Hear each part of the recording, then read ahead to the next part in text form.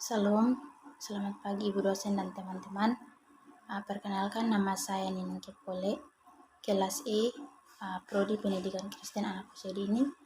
Baik, di sini saya akan membuat video untuk melengkapi tugas mata kuliah Neuroscience, dan saya berasal dari kampus Institut Agama Kristen Negeri Kupang. Baik, materi yang pertama yaitu sistem sensori.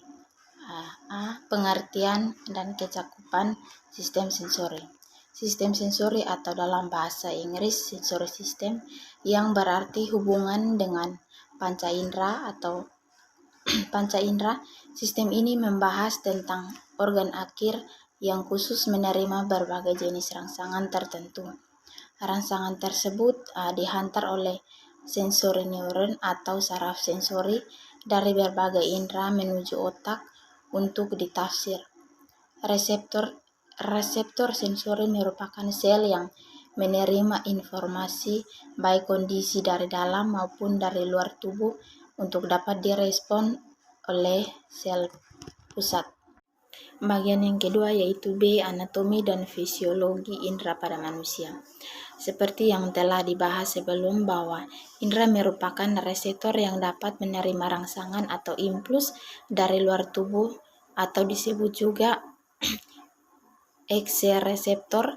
Ada 5 macam indera yang ada pada manusia, yaitu indera yang pertama penglihat, indera kedua pendengar, yang ketiga pengecap, yang keempat peraba dan perasa, dan yang kelima indera pencium. Baik, kita masuk kepada indera yang pertama yaitu indera penglihatan atau mata. Mata adalah organ indera pada manusia yang rumit, tersusun dari bercak sensitif cahaya remitif, sehingga mata sangat sensitif terhadap rangsangan cahaya. Di dalam lapisan pelindungnya, mata mempunyai lapisan reseptor, sistem lensa, pemfokusan cahaya oleh reseptor, dan terhubung atas suatu sistem saraf. Masuk pada bagian yang kedua yaitu struktur anatomi mata. Bola mata berada di ruang cekung pada tulang tengkorak yang disebut orbit. Orbit tersusun oleh 7 tulang tengkorak yang berfungsi mendukung, menyangga, dan melindungi mata. Pada orbit terdapat lubang yaitu fragmen optik. Bagian yang ketiga yaitu fisiologi penglihatan. Fungsi utama mata adalah mengubah energi cahaya menjadi impuls saraf sehingga dapat diterjemahkan oleh otak menjadi gambar visual. Jumlah cahaya yang masuk akan diatur oleh iris dan jalan membesarkan atau mengecilkan pupil, dan iris terdapat 2 otot polos yang tersusun sikuler dan radial, mampu bergerak dan mengecil membentuk pupil. Bagian yang keempat yaitu indera pendengar atau telinga. Telinga adalah alat indera yang memiliki fungsi untuk mendengar suara yang ada di sekitar kita sehingga dapat mengetahui atau mengidentifikasi apa yang terjadi di sekitar kita tanpa harus melihat dengan mata kepala sendiri. Orang yang tidak bisa mendengar disebut sebagai orang yang tuli. Bagian yang kelima yaitu indera pengecap atau lidah. Lidah adalah kumpulan otot terangkap pada bagian lantai mulut yang membantu pencernaan makanan dengan mengunyah dan menelan. Lidah dikenal sebagai indera pengecap yang banyak memiliki struktur tunas pengecap. Bagian yang keenam yaitu indera peraba atau kulit. Bagian A-nya anatomi kulit. Kulit adalah suatu organ pembungkus seluruh permukaan luar tubuh, merupakan organ terberat dan terbesar dari tubuh.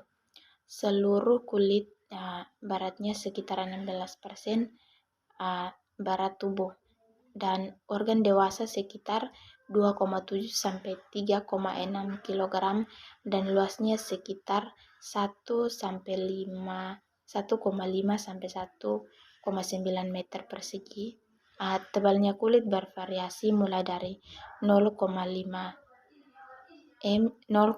sampai 6, tergantung dari letak mur dan jenis kelaminnya.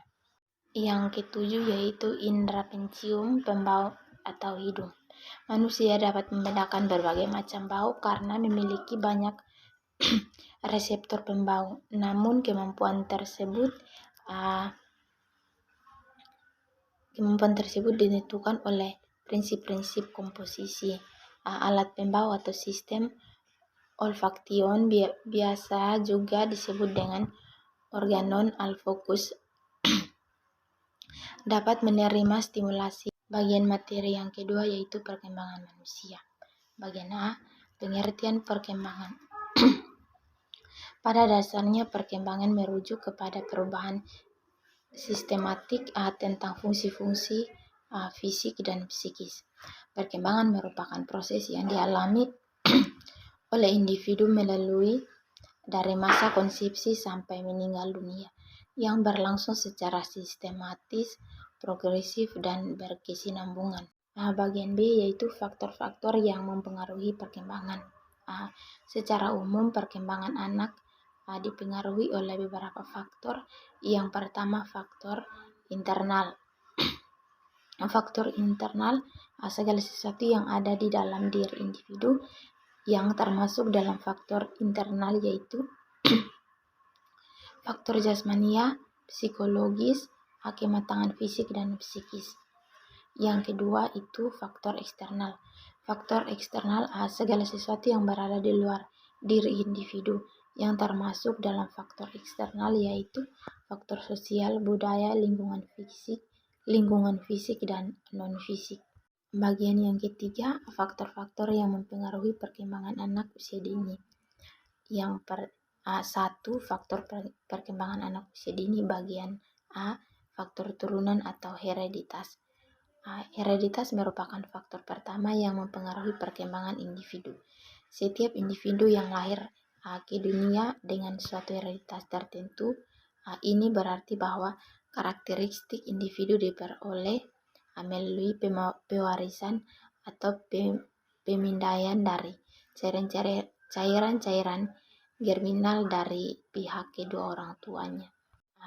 Yang kedua yaitu faktor yang mendasari perkembangan anak usia dini. Yang pertama, faktor keluarga. Yang kedua, pengaruh masyarakat.